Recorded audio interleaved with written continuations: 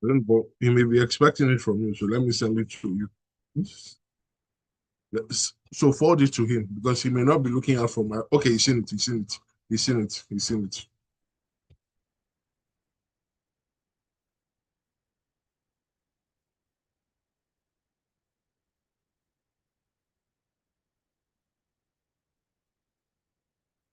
All right, this is Smooth 98.1 Love Music, Love Life on a Thursday morning, the 14th day of August 2025, 31 minutes past 7 a.m. And this is where we get to take a look at what's going on in today's stories on Freshly Pressed here on the Smooth.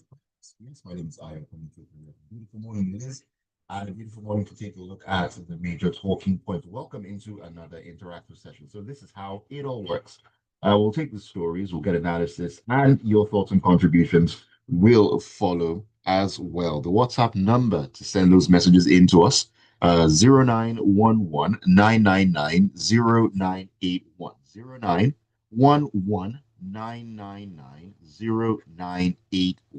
That is where you get to send the messages. So you can also send messages and keep up with us on YouTube. It's at Smooth and 981 FM Lagos. Smooth 981 FM Lagos. You can join the live stream and keep up with us there. Send your messages in the group chat or in the chats, not group chats, the chats there on YouTube.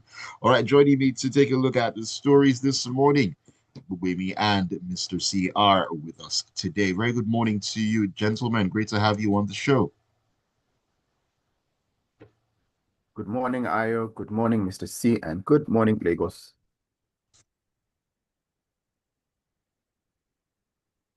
Good morning, Aaron. Good morning, Gbubemi. Good morning, Lagos. Alrighty, welcome once again, and a couple of interesting stories that we'll be sinking our teeth into this morning. So sit back, relax, or stand up, and if that floats your boat, because it's going to be a humdinger of a morning. We'll begin this journey in the Daily Trust. We're talking a bit about President Tinubu today in different stories, but we'll start with the story here out of Daily Trust where it says the president will depart Abuja on Thursday for a two-nation trip to Japan and Brazil. Now, in a statement, Bayo Ononuga, special advisor to the president on information and strategy, said the president will stop over in Dubai in the UAE before proceeding to Japan. Now, in Japan, President Tinubu will attend the ninth Tokyo International Conference on African Development in the city of Yokohama from August 20th to the 22nd. And at the end of that, he'll leave for Brasilia, the capital of Brazil, on a 2-day state visit from Sunday, August 24th to Monday, August 25. Now, this follows an invitation by the Brazilian president, Luiz Inácio Lula da Silva. So while he's there, he's going to hold a bilateral meeting with his host to attend a business forum and with Brazilian investors as well. So, Mr. C, the president is traveling once again on a two-nation trip. I mean, what should the nation be expecting from this? Okay, thank you, Aaron. So you're correct. Traveling president is on the move again, and he's going to Japan and Brazil. Now, it's important to note that the Japanese engagements start on the 20th of August. That is next week, Wednesday. But according to Mr. Ononuga's statement, he leaves today for a stopover in Dubai. So this stopover in Dubai is 6 days because the flight from Nigeria to Dubai is about 6 hours, 6.5 hours max. So we have a president who is traveling out when his country is literally on fire. There's upheaval everywhere. And this is the best time he's looking to travel. Now, from there, he heads to Brazil for a 2-day state visit, where Mr. Ononuga describes his itinerary as this. The president's delegation, comprising key ministers and senior officials, will explore opportunities to strengthen cooperation and sign agreements and memoranda of understanding with the Brazilian government. Now, this is truly, I'm sorry to say this. If you have a sitting president leaving his country to explore, right? That's it speaks volumes of how low the bar has descended.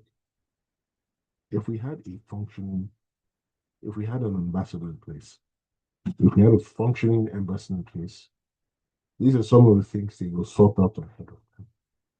So that if the president shows up, he's coming to sign. So if he's coming now to explore, how can he then be signing memorandum of understanding on the spot? Is he going with the Minister for Justice? And even then, shouldn't the lawyers at the Ministry of Justice go through the documents to confirm that they align with Nigerian law and protect Nigeria's interests? Can all of that be done in 2 days? So if you're presented with the MOU on the first day, do you have enough time to review it? Because even in private contracts, I can give you a contract now. I don't expect you to give it back to me today or tomorrow. You'll give it to your lawyer. Your lawyer will carefully go through it. He will advise you. And then he will tell you, okay, take this clause out, amend this clause, introduce this clause. So in all of this, your question, what do Nigerians get out of this? I don't know. Because all the previous trips he's made, I'm not sure what Nigeria got out of those trips. I cannot point to any tangible, identifiable evidence that came out of all of those trips. So to suggest that this will be different is stretching it. Because everything he's going for are things a minister could have gone for, or a vice president could have gone for. Why does he need to be out at this particular point in time? 2, why is he spending 6 days outside the country before the Japanese engagement starts? This is a man who came to Lagos pre-Salah, way long before pre-Salah. This is a man who traveled out for 2 weeks to say he was going to rest and try to do some work.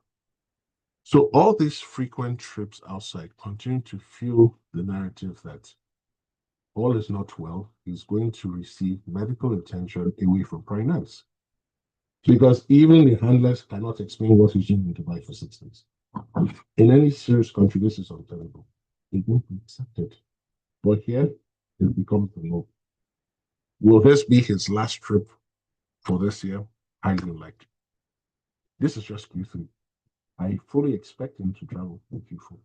So, final answer, I can't point to any dividends that will come out of these 2 trips. If any listener knows any dividend that will come out and is sure about it, send in your comments. Mr. C, before we leave this particular story, I mean, you mentioned earlier that with so many things going on in the country right now, that should the president be traveling and so on and so forth, yes, there will always be one thing or the other happening in the country at different times. So should that, I don't know, stop the plans and everything they've put in place in terms of traveling to do this or doing that? I mean, should what is going on in the country right now stop the president or the government from going out? Okay, so my answer to your question is this. It will depend on what he's going to do outside. If it is very critical, very important, yes, by all means he can travel, but he shouldn't stay too long outside. But from what has been described in the statement issued by Mr. Lonuga, none of these things are very critical. These are things that can be handled by minister. So why is he there himself? How many times does the UK Prime Minister travel out of England every year? So when the UK Prime Minister travels, you know it's for something serious. When the American president travels, you know it's for something serious. Well, here we can't tell what's serious from what's not too serious, or what is not even serious at all. Well, we await the return of the president and, of course, the dividends of the trip to Brazil and to Japan as well. We wait and we watch. All right, let's keep the ball rolling here. Let's step into the vanguard, where Femi Falana has been talking. Yes, the human rights lawyer.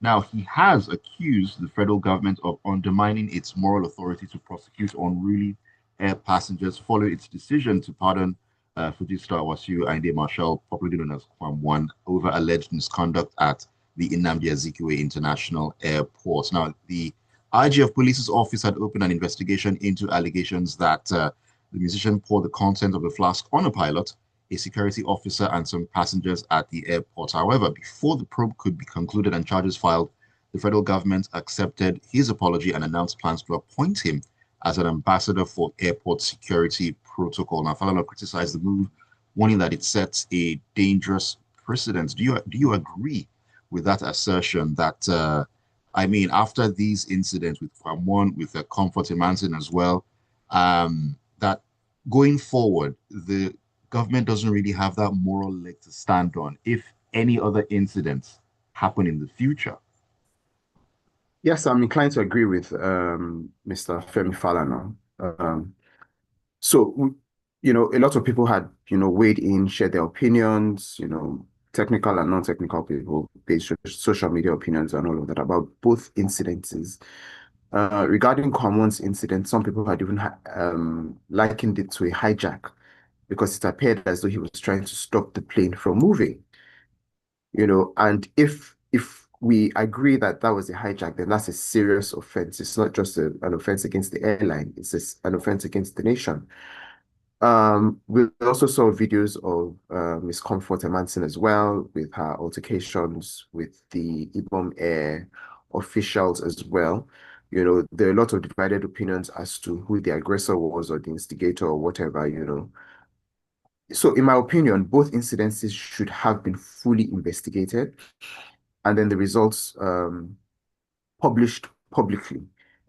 For the federal government to have rescinded its decision, on both instances before investigations were concluded was quite premature. And for me, like Femi Falana said, it does undermine the federal government's moral rights, to arrest or to, indict any future persons who also pose potential harm, on planes or at the airports. What this also implies for me is that it appears as though, if you are an influential person, then you can get, your offenses quashed in that sense. There were leaked audios of Kwamwon talking about how, even at the airport, it was reported on the tarmac, rather, it was reported that he had said that he would call the owner of the airline, he would call the president, he had sort of tried to throw his influence around, which is a bit worrying because now it appears as though all his moves rather have succeeded. And for me, the funny thing about all of these incidences is that when the Minister of Aviation and Aerospace Development released a statement, talking about the federal government's decision to rescind the ban for Kwamwon from 6 months to 1 month, Right. and also to get Comfort Emerson released from Kirikiri prisons. His final comments were that, and I quote it verbatim, "These above decisions were taken by government and the airline operators purely on compassionate in capital letters, on compassionate grounds, as government will never pander to base sentiments, politically motivated views, or warped legal opinions when clear encroachment of our laws are involved. We are also sending a clear message in capital letters, that we take safety and security in the aviation sector very seriously, and we have decided to draw a line after these clemencies." This statement and the message before the statement are at variance. You cannot be pardoning before the conclusion of an investigation, and then you now come and say that you don't pander to opinions of people and all of that. You're making a decision based on compassionate grounds. It's not done.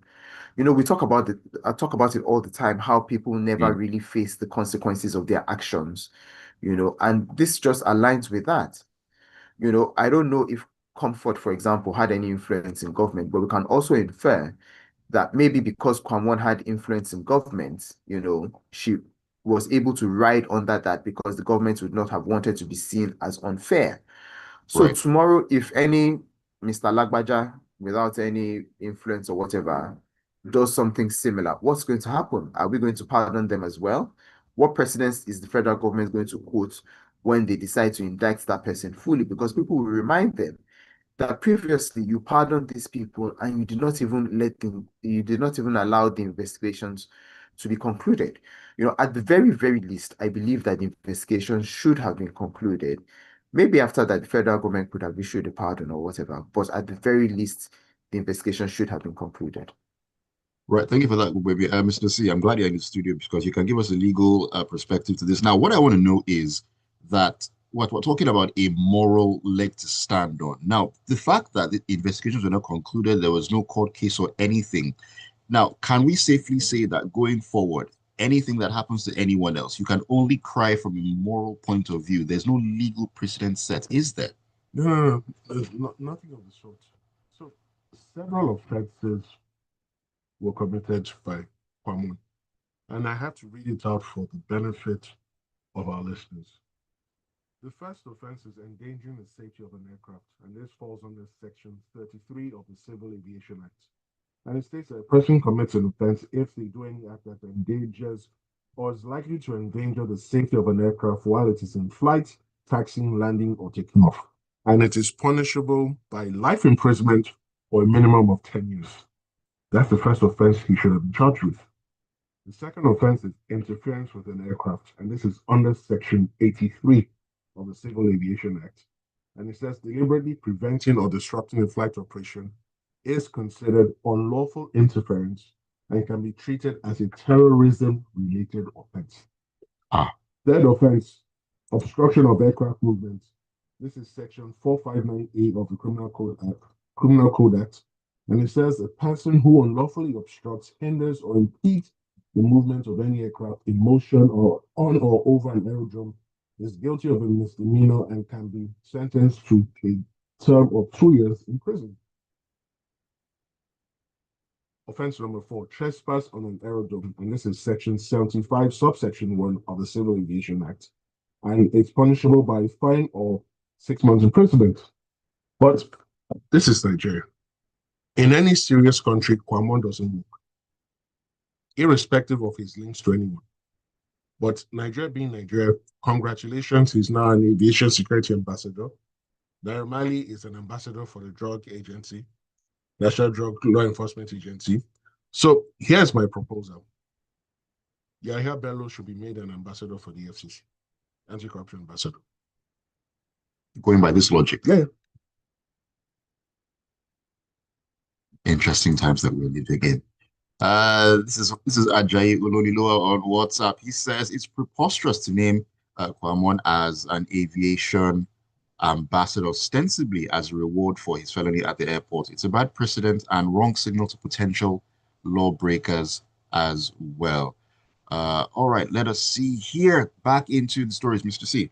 Let's keep the bus rolling along. I beg your pardon. We'll step into the Guardian here, where Edo State Governor Monday Okpebholo has revealed that despite inheriting a failed economy, President Bola Tinubu has substantially fixed the mess in the last 26 months. The governor made the remarks on Wednesday in Ishan Central Local Government Council area of Edo State during the All Progressives Congress APC campaign rally for the August 16th Edo Central senatorial by-election. Now, he led stakeholders to several wards in the area, including led several wards in the area and commended the president on policies aimed at stabilizing the economy as well.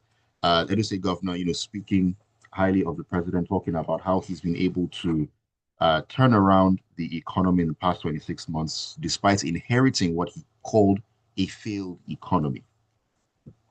Anyway, because this was said at the APC campaign rally, what do we need to take them seriously, right? The first claim is they inherited a failed economy from previous administrations. I'm not sure what that is supposed to mean in English.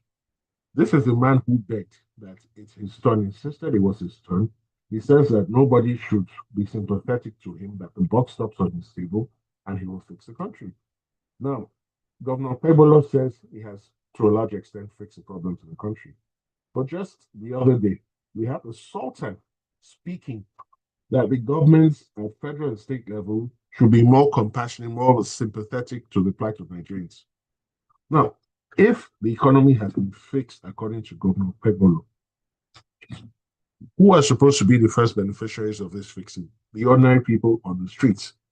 Can the man in Afikpo, can the man in Tudunwada, can the man in Jutsi, can the man in Oshobo, can the man in Barotain local government say that the economy has been fixed? What is the purchasing power of Nigerians today? Has it gotten better? Are more people getting jobs today? And which leads to an interesting question. In the first 2 years of this administration, how many jobs did they create?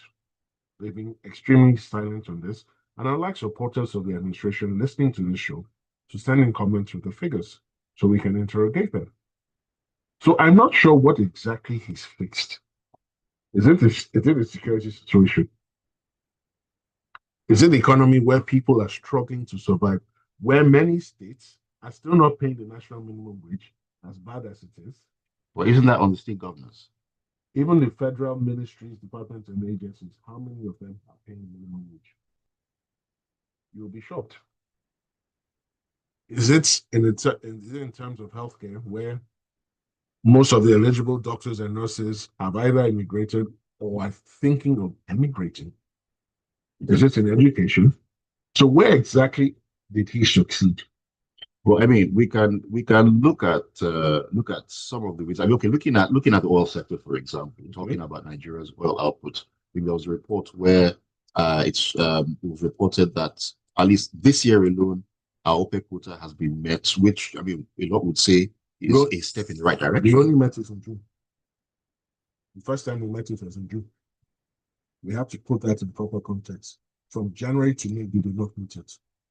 So it's a bit too early or a bit too premature to say that this will be a lasting achievement. We're watching. He's been in office for more than 2 years, and this is the first time we're hitting the OPEC quota. I think there was we hit it in January as well. No, according to OPEC, this is the first time. So the big question is, any wins are few and far in between. But what Governor Kwebelo is talking about is not correct. I don't know what information he's looking at. I don't know what data he's looking at. But what his statement does not align, does not correspond with a collective understanding of what is before us today. The naira to the dollar, yes, they will tell you has stabilized at 1,500. But really and truly, should they not be doing a lot better? Look at our big brothers in West Africa, Ghana. The city is the best performing currency this year. The safer that we used to laugh at, I used to laugh at, is stronger than the naira today. The Zimbabwean dollar is stronger than the naira today. So where exactly is this success that everybody's talking about? Have the prices of foodstuffs gone down?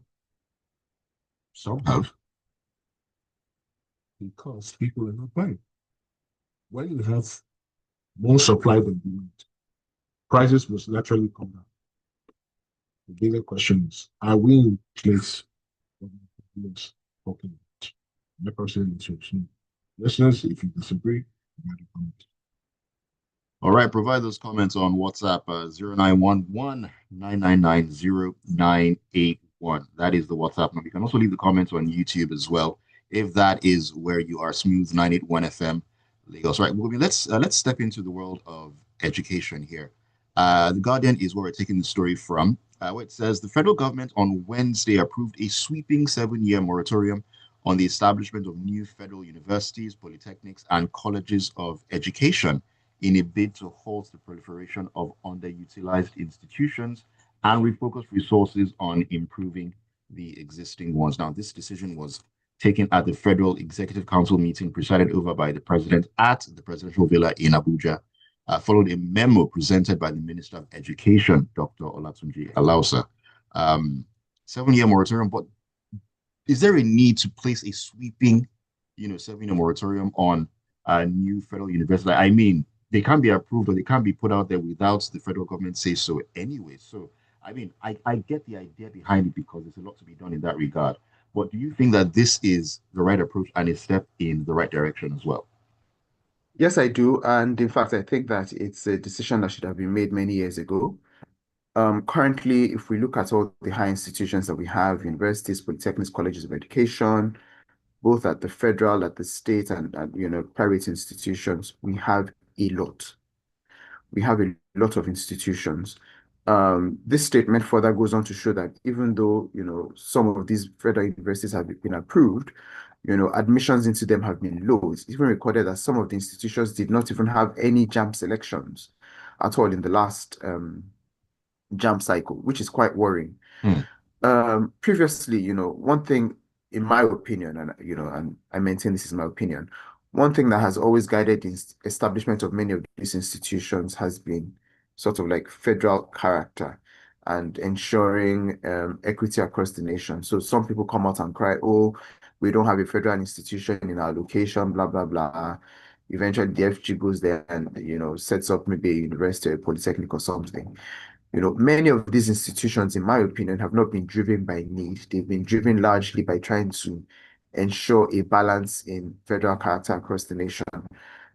So typically that means that you've not come from a point of, oh, these are where the gaps are. We try and plug them from here. You've gone about it the other way around. Now, obviously, clearly, that means that we have a lot of institutions that have not been built for purpose. So, in my opinion, even when the federal government says a 7-year moratorium on federal institutions, it should be a blanket sweep completely on all, whether federal, whether state. Well, they can't influence state, but if they could, and even private institutions, because the NUC is under the federal government, so the federal government does have some sort of influence there. It should be a blanket moratorium on all of those institutions because we have quite a lot now, but how many of them, one, are properly equipped to be able to address the tertiary education needs? How many of them have received funding? Every day we talk about how ASU is on the brink of striking here, striking there. We're talking about NMA, striking here, doctors, a lot of them work in federal health institutions, colleges of medicine.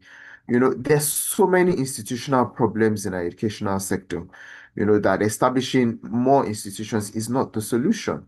Right. And then when we think about the fact, even at this same time where the FG has also placed the moratorium, they've gone further ahead to approve about 9 other institutions. And what they've said is, oh, these institutions have been on the planning phase for so many years.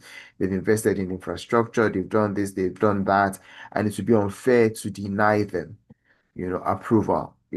It's a bit funny to me. You're on the one hand, you're approving institutions. On the other hand, you're placing a moratorium on the establishment of institutions. To be honest, at this point, I think that a critical look needs to be taken at the educational sector.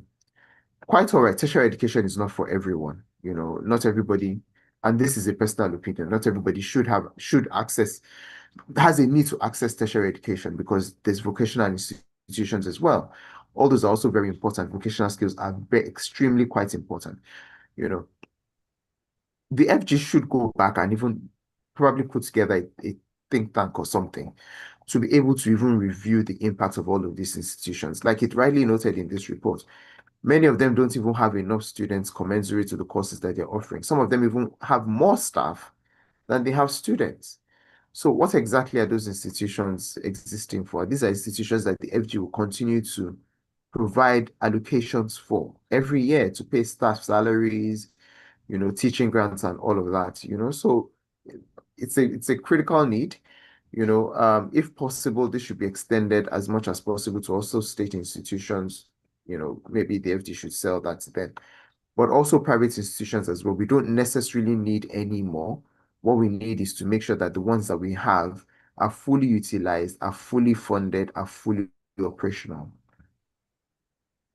Thank you for sharing those thoughts there, Gbubemi. All right, let me take the messages that have come in here, a number of them to actually get through. Okay, where do I begin?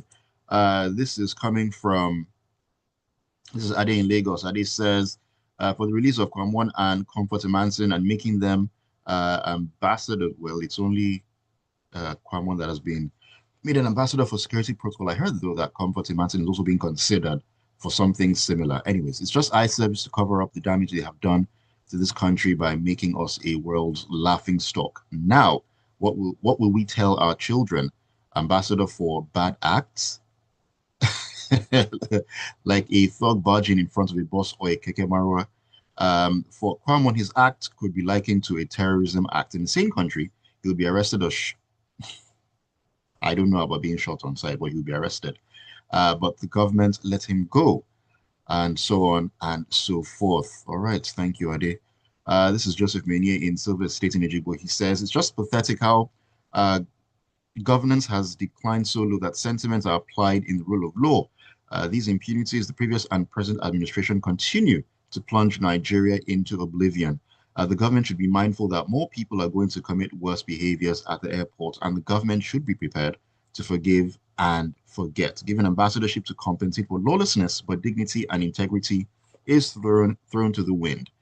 Okay, this is Emeka. Emeka says many of the recently established federal universities don't even have accreditation for their courses. For instance, the Federal University of Health Sciences in Otukpo, Benue State, still this day hasn't had accreditation for its Faculty of Medicine. Many of their students are currently in limbo. So what's the point in establishing new ones? The questions that we are asking. This is Rexy in Surulere says, there's too much bias in Mr. C's analysis. Which fire is Nigeria on that it wasn't on while he was in Abuja? Every time the president travels, you want to contrive an ulterior motive. That's an agenda. The president is the country's chief diplomat. He has more information than Mr. C about why he needs to visit anywhere outside the country, and it's his call to do so. Mr. C is entitled to his partisan criticism, but that's just his opinion, just as this message is your opinion as well. Rexy. Meanwhile, Nigeria's oil output surpassed OPEC's quota for the second time for the second month or second time this past July. Good news wouldn't hurt the program as well. If you were listening, Rexy, you would see that I highlighted that also. So let me say this. I was wrong with regards to the figures, and I hold my hands up. We've actually hit 1.5 million barrels 3 times, once in January, June, and July.